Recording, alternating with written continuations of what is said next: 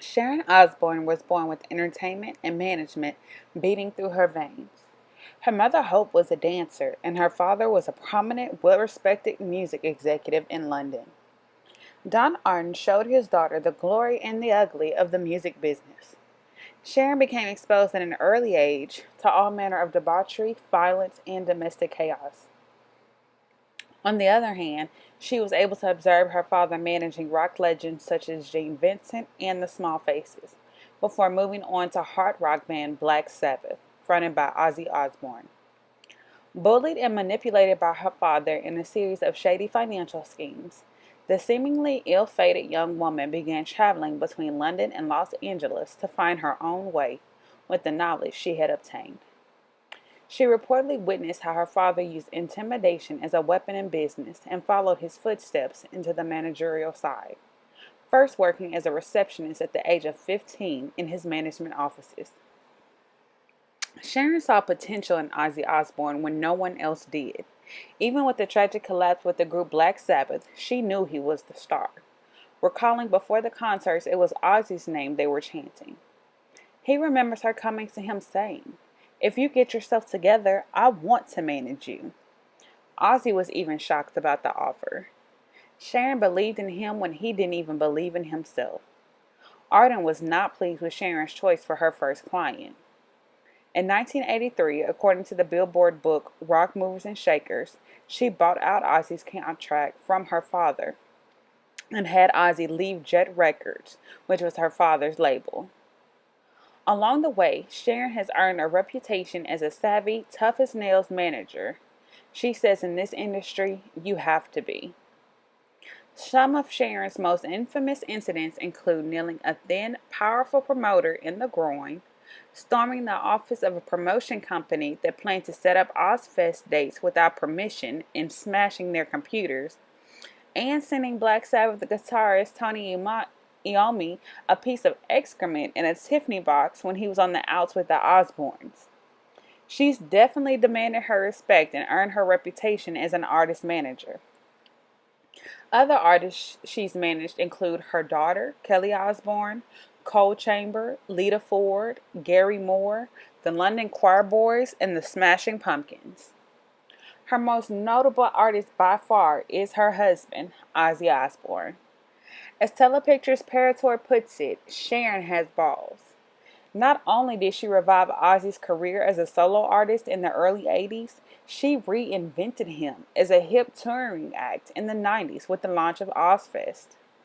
After being rejected as an act for Lollapalooza, they decided to start their own rock and roll festival, which became the most financially successful of all touring festivals, taking in nearly $205 million and drawing in attendance in excess of 5 million people to 313 shows since debuting in 1996, according to Billboard Boxcar.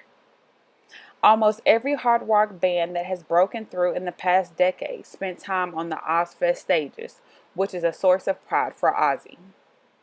Sharon made the right choice managing Ozzy. Even though they started at the bottom, they quickly soared to the top.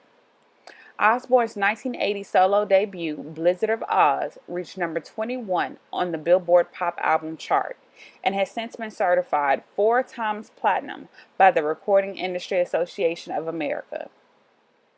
That bested his former mates in Black Sabbath, whose 1980 effort, Heaven and Hell, peaked at number 28 and has been certified platinum. Ozzy received the Legend of Live Award at the 2009 Billboard Touring Awards in New York. The honor recognizes an individual who has made significant and lasting contributions to live music and the touring business, and acknowledges a commitment to the art of performing live and reaching fans through the concert experience. Ozzy's whole thing has always been touring and performing live, says Sharon Osbourne, which is his wife and manager and who made Ozfest happen. Ozzy's career has lasted over 4 decades and he has sold more than 100 million albums worldwide, 50 million with Black Sabbath and millions more as a solo artist, according to his representatives. Ozzy has altered the course of rock music and live performance, first through his work with Black Sabbath and then as a hugely popular solo artist. His impact on live music, including pioneering with Sharon the multi-act hard rock festival tour Ozfest, will be felt for many years to come. There are many reasons to love Sharon Osbourne and her charismatic nature. I watched their record-breaking reality show on MTV faithfully, which brought them close to $20 million for filming and another $7 million deal with Miramax for the first 2 seasons of the show on DVD. She knows how to take a brand and enhance it, much like what I want to do in my future business. She was involved in every aspect of Ozzy's business, and they started their own label in 2000, Divine Recordings. She's so much more than the industry, however. I love who she is as a person. Having my own battle with ulcerative colitis the past 10 years, I admire Sharon's strength as she battled and conquered colon cancer. And to help those millions afflicted with the disease that can't afford screenings and health care, she started the Sharon Osbourne Colon Cancer Foundation. She gives the advice, "You can't look at yourself as poor me." Women look at her and see her as someone that has been through a lot, held her family together, dealt with all their problems, dealt with her own illness, and not only has she survived, but she has been successful as a mother and a businesswoman. She inspires me. 3 key takeaways I got from Sharon Osbourne are customer satisfaction sales, play to win, and know when to move on. Customer satisfaction is most important in business because it makes and retains loyal clientele. Promoters express their affection for the Osbournes. Danny Zelisko, president of Live Nation Southwest, says Ozzy's devotion to his audience as well as his family is unmatched and a standard which all others should strive to achieve. Play to win is the mind frame you must have in the music industry, especially as a woman. We're not supposed to be tough, but you have to be in order to get the best deals, most respect, and the wins. Lastly, it is know when to move on. Innovation has to remain fresh, as with her decision for the family to leave Sony after 23 years.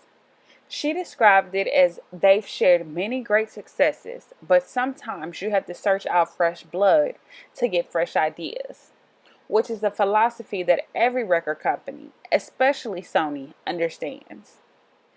During his time with Sony, Ozzy racked up 9 multi-platinum albums, 2 platinum, and 1 gold, and has sold more than 13.5 million albums since SoundScan began monitoring sales data in 1991.